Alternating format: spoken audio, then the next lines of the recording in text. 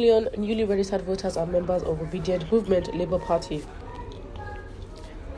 The Labour Party on Friday said the 12 million Nigerians who recently completed online and in-person registration to obtain PVCs so as to vote in the 2023 elections are members of the Obedient Movement who are rooting for Peter Obi to become president.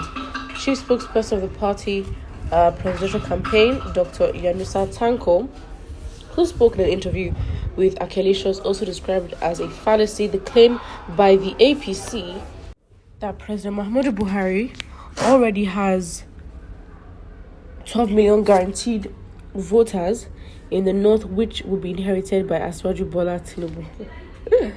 He said, given the woeful performance of President Buhari and the APC, there is no way Northerners will give their votes to the party again in 2023. You never know. He said, how can you say you have 12 million voters already with a deficit of trust, failed promises, and insecurity in Nigeria? INEC recently said 12 million Nigerians have registered to vote in the 2023 general elections.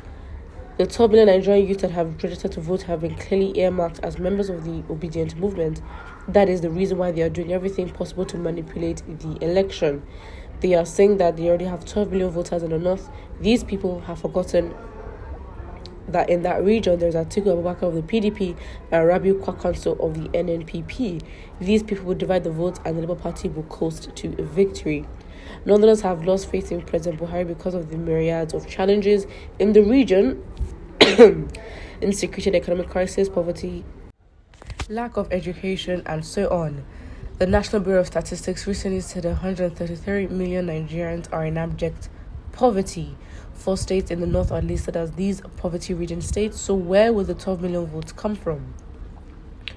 These people do not believe in credible elections. This was stated recently by the APC presidential candidate Tinubu himself in a restaurant in London when he was talking about ballot snatching, harassment, and manipulation of votes.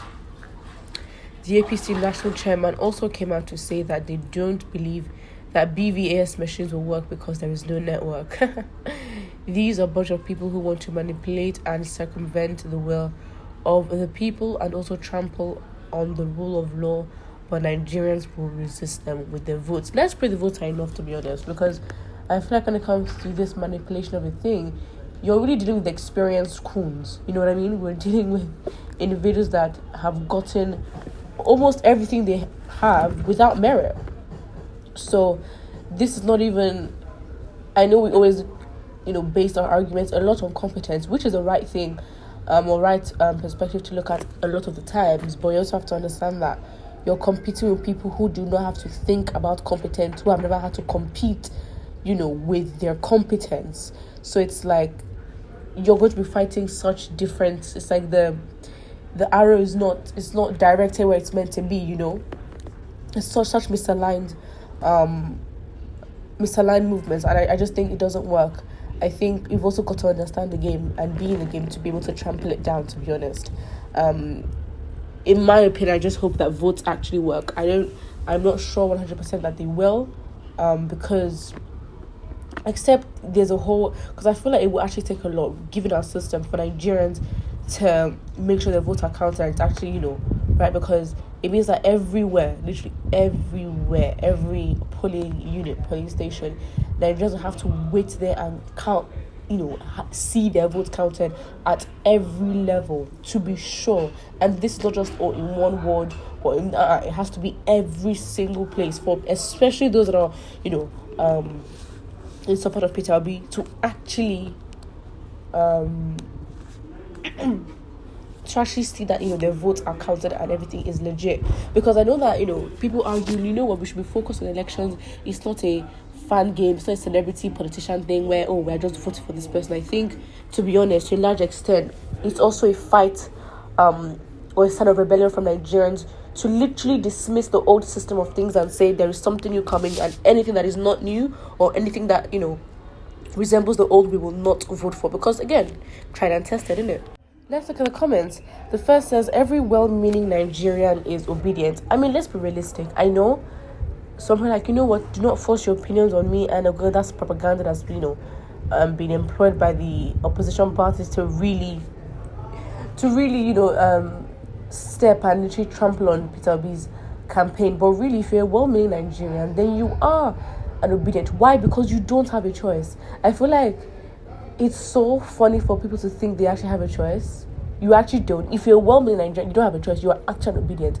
Because given the relevant options, I'm not saying, the hopefuls who are depending on Nigerians to give them money and not, those little parties here and there. I'm talking about, contenders. Contenders beat by support, beat by money, by corruption, and, the old way of things. We're talking like contenders, right? If you actually look at the top 5, you actually don't have a choice. And the fact that you think you have a choice, you have been deceived, because APC and PDP should never be a choice.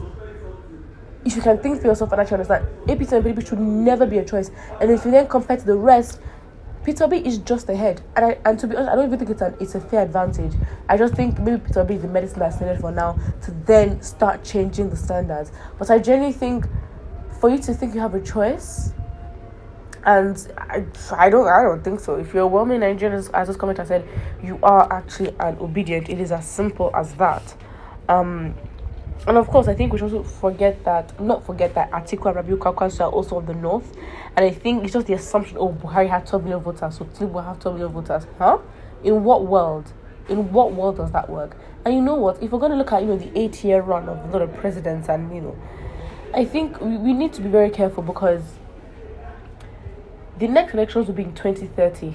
That is almost, let's say 2031. And that is another 8 years.